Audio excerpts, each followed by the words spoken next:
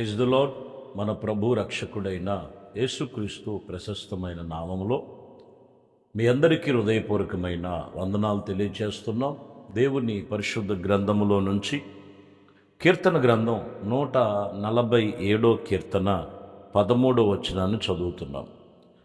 ఆయన నీ గుమ్మములను గడియలను బలపరుచుచున్నాడు, నీ మధ్యన నీ పిల్లలను ఆశీర్వదించుచున్నాడు. ఈ వాక్యములో దేవుని ప్రజలు దేవుని యందు ఇజ్రాయిలుకు దేవుని యొక్క సన్నిధిలో ఇప్పటి వరకు గుమ్మములు గడియలు బలపరచుననంటే ఆత్మ సంబంధమైనటువంటి మాటలు మాట్లాడుతూ ఆయన మీ మధ్యలో మీ పిల్లలను ఆశీర్వదించుచున్నాడు. దేవుడు తన పిల్లలను ఆశీర్వదించటానికే ఆయన వద్దకు పిలిచాడు. ఆశీర్వాదానికి వారసులుగా ఉండటానికే దేవుడు పిలిచాడు.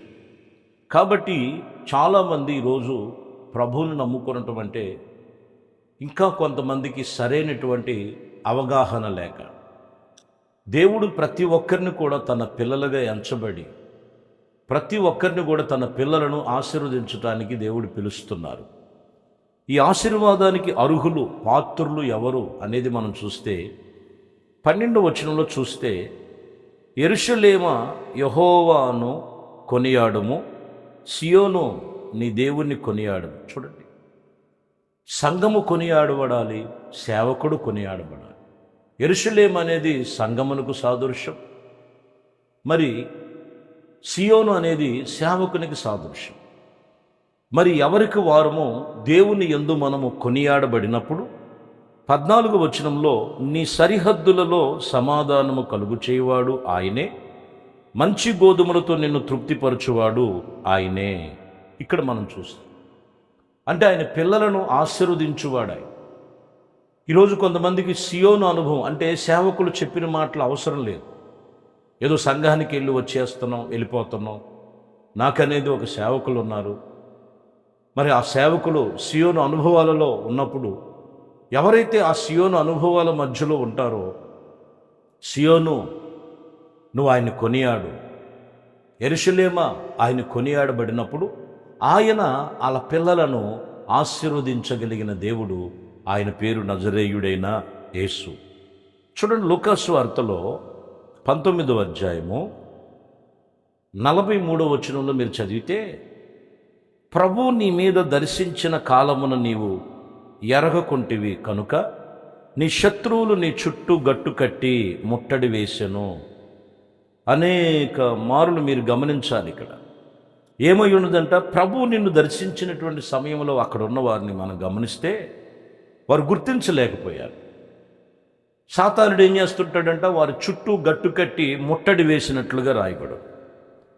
మరి దేవుడు కార్యాలు మీ మధ్యలో మరి అద్భుతమైనటువంటి కార్యాలు మనము చూడాలంటే, ప్రియమైన దేవుని బిడ్డలారా, ఖచ్చితంగా మన వాక్యం చెప్తున్నటువంటి మాటలో మనము దేవుని సియోను అనుభవం, యెరూషలేము యొక్క అనుభవంలో నీ పిల్లలను నీ కుటుంబాలను ఆశీర్వదించువాడు ఆయన. ఈరోజు వాక్యం చెప్తున్న మాట, నీ మధ్యలో నీ పిల్లలను ఆశీర్వదించువాడు.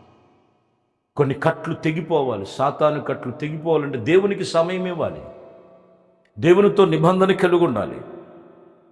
యెహోషువ గ్రంథములో 3వ అధ్యాయంలో 5వ వచనంలో చదివితే అక్కడ అంటారు, మరియు యెహోషువ, రేపు యెహోవా మీ మధ్య అద్భుతమైన కార్యములు చేయుచున్నాడు గనుక మిమ్మలను మీరు పరిశుద్ధపరచుకొని జనులకు ఆజ్ఞ ఇచ్చెను అని రాయబడింది. జనులకు ఆజ్ఞ ఇచ్చెను.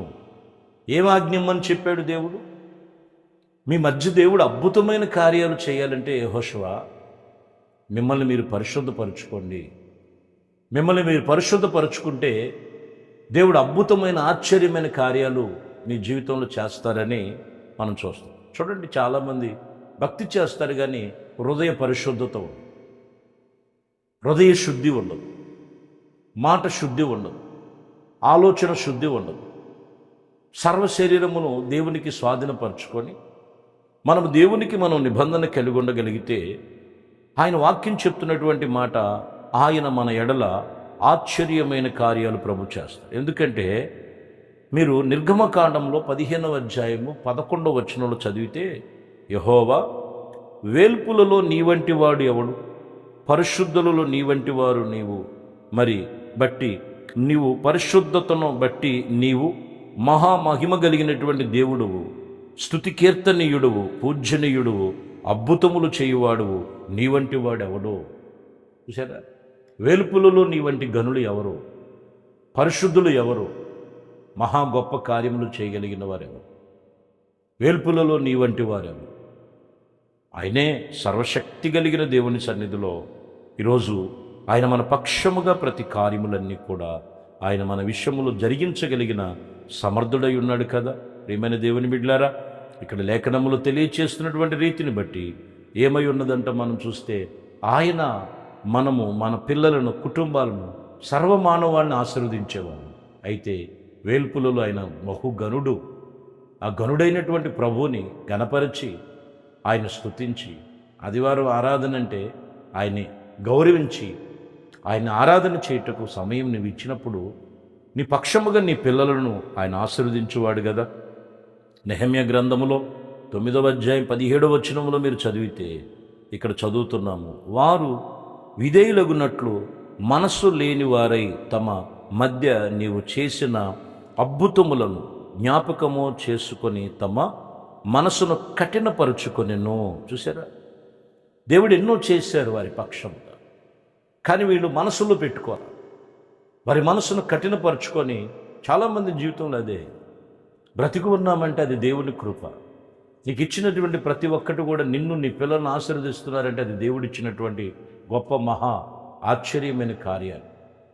అది మర్చిపోయి ఇక్కడ మనం చూస్తే వీళ్ళు వాళ్ళ హృదయమును మరి కఠినపరుచుకొని దేవుణ్ణి మరిచినట్లుగా ఇక్కడ వాక్యం చెప్తున్నటువంటి మాటలు. మీకా గ్రంథములో 7వ అధ్యాయంలో 15వ వచనంలో చూడండి, ఇజ్రాయెల్ గురించి, ఐగుప్తుని గురించి మాట్లాడతారు. ఐగుప్తు దేశంలో నుండి నీవు వచ్చినప్పుడు జరుగునట్లుగా నేను జనులకు అద్భుతములు కనపరిచితిని.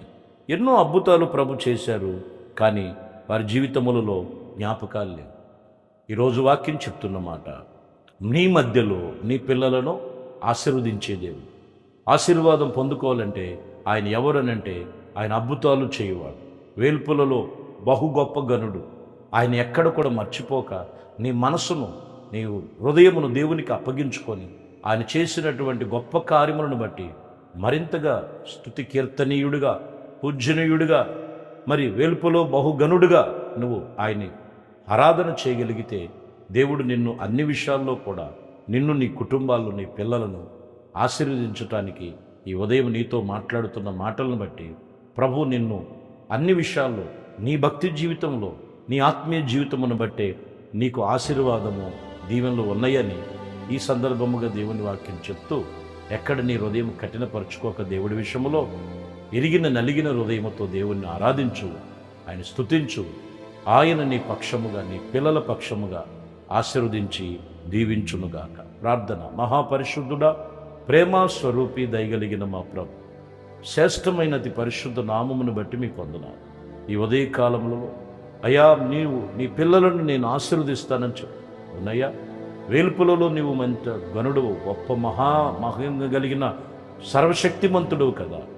అవునైనా అతి కాంక్షణీయుడు, పూజనీయుడు ప్రభువా. మరి మీ మాటలు విని, మీ మాటలను గౌరవించి, మీ మాటలకు లోబడుతున్న ప్రతి కుటుంబాన్ని కూడా శాపము నుండి తప్పించి, బలహీనతల నుంచి విడిపించి, ఆశీర్వాదానికి అర్హులుగా, పాత్రులుగా మీరు మార్చమని యేసుక్రీస్తు పరిశుద్ధ నామములో ప్రార్థించి వేడుకొనుచున్నాము తండ్రి. ఆమేన్. దేవుడు మిమ్మల్ని దీవించునుగాక. ఆమేన్.